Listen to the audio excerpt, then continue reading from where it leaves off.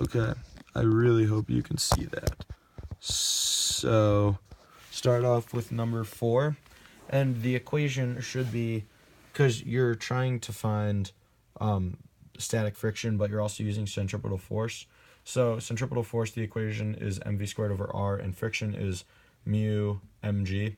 So, the equation is mv squared over r equals mu mg, but then the m's cancel out, so then it's v squared over r equals mu g, and then you have to use what v equals.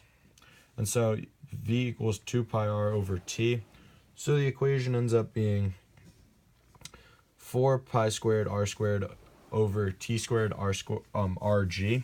And the r cancels here. So then it becomes 4 pi squared r over t squared times g. So the answer should be C. Okay, and then moving on, number 6. So the answer is left, and that's because coming around this turn, there's the forces acting on it, which are the force moving up because it was traveling that way, and then force moving back down. And then since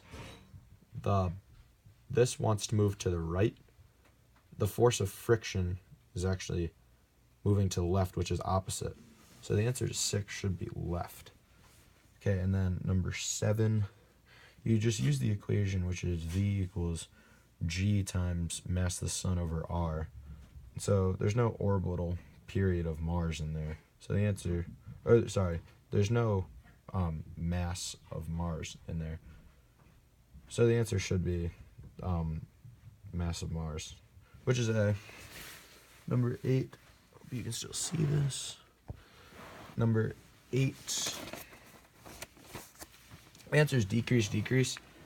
I thought it was decrease remain constant because as you go down into the earth, I thought it would just stay the same because everything's pulling, because the parts of the earth above you are still pulling back up.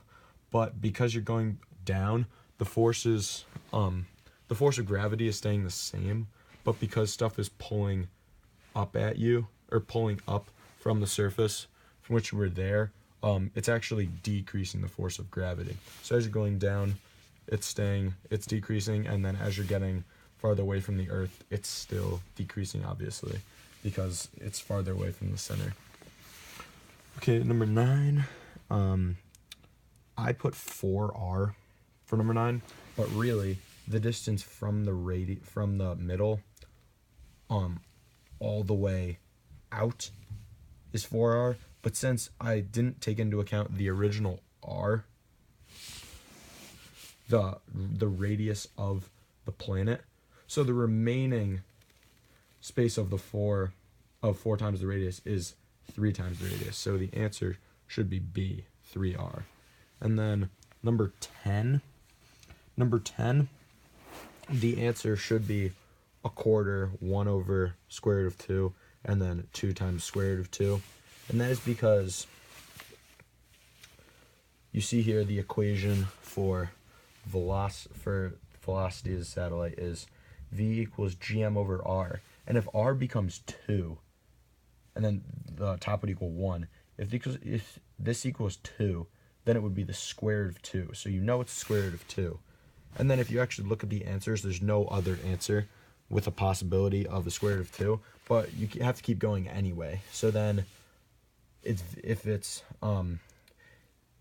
you have to plug in for v, which is v equals 2 pi r over t, then it ends up being t equals 2 pi r over v. And then if you know what v is, you get 2 over 1, you get 2 over this, which ends up being 2 times the square root of 2. So that's the second part, 2 times square root of 2. And then if you just get v squared over r, and r is 2, it's just 1 over 4. So yeah. Okay, moving on to number 11. Number 11 here. Don't know if you can see that. Number 11, part B, I got wrong. And that is because